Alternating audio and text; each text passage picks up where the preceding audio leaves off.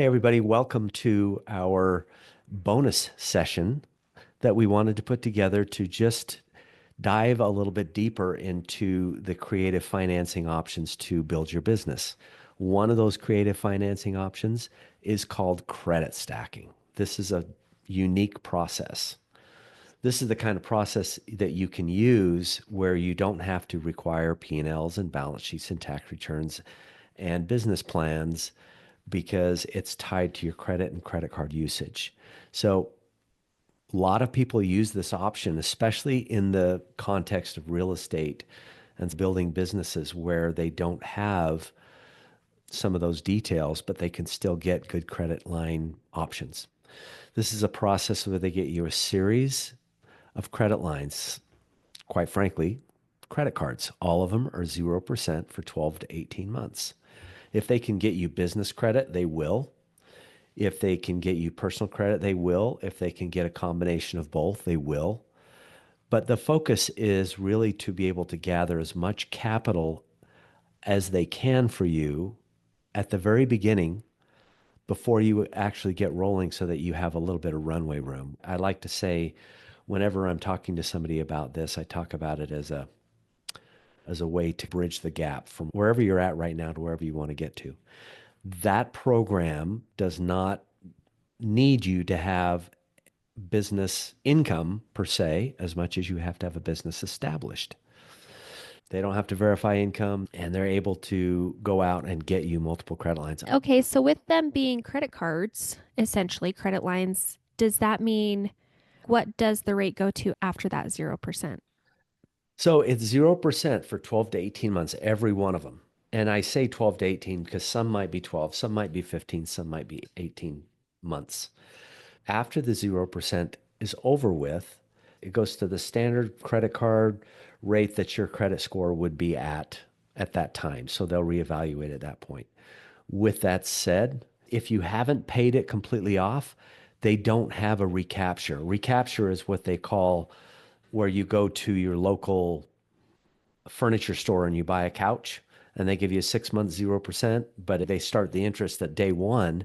And if you haven't paid it off at 6 months and one day, they recapture all the interest from the beginning and charge you that. That's called a recapture.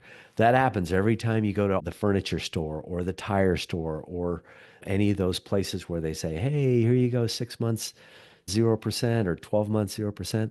That's what that is. Where this is a promotional period, this is a 12 to 18 months promotional 0%. So at the end of that 12-month or 18-month time period, whatever you have left outstanding is what they'll start charging interest on. So everything that's been paid down, great, good to go. Starting 12 months and one day or whatever that date is, they'll start charging interest on the balance, what's left. Okay, awesome. Cool. So with these cards that you'd be getting with a credit stack, is it similar to like one of my friends at a credit union used to call them like sexy cards, where it's like you could only Like it. like you know what I mean? You could only have like a Victoria's Secret credit card. You really only using that at Victoria's Secret, or you get a card at Old Navy, or those specific things, what he'd call sexy cards versus the cards with the credit stacking. Like what is there only a specific thing that you can buy with them? That's the great hook in the business where you go to Home Depot and you get a Home Depot card. Well, quite frankly, they've got you locked in because you can only buy things at Home Depot with their Home Depot card. Mm-hmm. Or Victoria's Secret. You can only buy things at Victoria's Secret. So it's a great hook. I like the term sexy because it is basically, it means that that card only is good at that location. So Yep. I would tell you right now, don't do that. Get a regular card. All the cards in this credit stacking are cards that you can use anywhere. And the great thing about that is you can use it for anything that takes a credit card. If you're going to use it for redoing your kitchen or you want to get new appliances or carpet or anything for a remodel or a refurb when you're trying to fix and flip a home, or if you're building a business and you want to get advertising and you want to get money to used for Facebook ads or whatever. There's no limitation to what that money can be used for. Good question. Okay. And what is the benefit of having someone doing this credit stacking process versus me just going out and getting cards on my own? If you try and go out on your own and get your own credit cards, the challenge is that you're going to get blocked at three.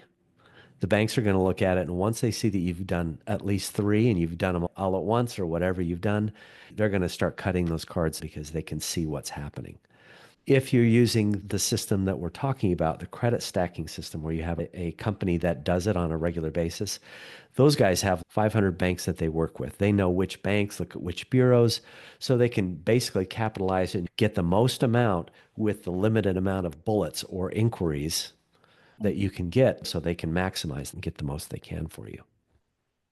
Okay, so with you saying if I went out and I tried to apply for 3 credit cards, I'm already recognizing that with this credit stacking, would I be getting more than 3 credit cards if I applied for the credit stack? You usually get 4 or 5 cards. So they'll get the cards and then they'll stack them one, two, three like that on top of each other. Okay. So the minimum approval is $30,000 to $40,000, and they go up to as high as 100,000 on the first round. So you can get a good chunk of money to get started. Now remember, you got to know how much you need. We've talked about that. Mm-hmm. But if this could give you a leg up to get you started right away, and they have a fee they charge for it, the reality is it's cheap money. It's a way to get capital at a time where you can't get it any other way. I've said in the past, don't go into a gunfight with a knife. If you're going to go in, be prepared and have money available. Now, you're not going to go on a cruise with this money. You're going to put these in your desk drawer, and then you're going to only use them for business. And as long as you do that and you can be disciplined with it, then to me, credit cards, credit lines, those are all the same thing. They're like water. If you don't have enough, you'll die. If you have too much, then you'll drown. Or it's like fire. You can have not enough fire and you can't stay warm. You have too much fire and you burn. Mm-hmm. So you've got to be able to have self discipline. And if you specifically have it set up for your business to get yourself started, it is an absolute no brainer. Can we use those funds to pay that fee? Or is it something we have to come out of pocket for? They'll roll that into one of the 0% cards. So that means that you put it on a 0% card. It's not charging you any interest, and you can let your business pay it down the road and it doesn't cost anything extra. Now, that is a business expense, more than likely. So you would be able to write it off your taxes according to your accountant. But at the same time, you don't have to come out of pocket that money. You just roll that on one of the 0% cards. Really, what you're going to do is all the expenses that are on that card are going to be business expenses. You're going to register that in your profit and loss statement as a business expense for buying money. Okay. And even with these credit cards, will they help with my Paydex score, even if it is on personal lines, or how does that work? So a Paydex score is your business's credit score.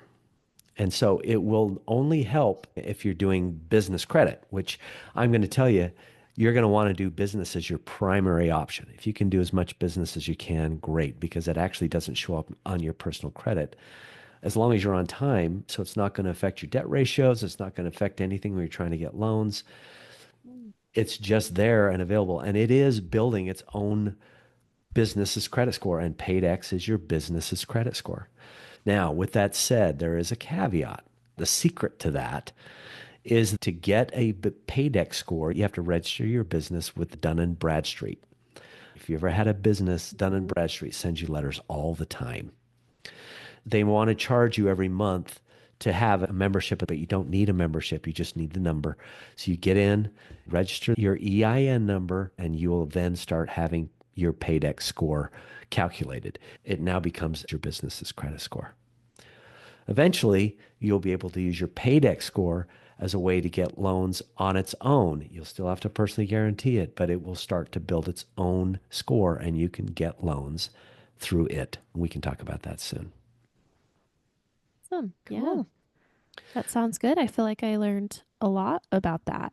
Nice. Thanks Thank for tuning in to our bonus episode.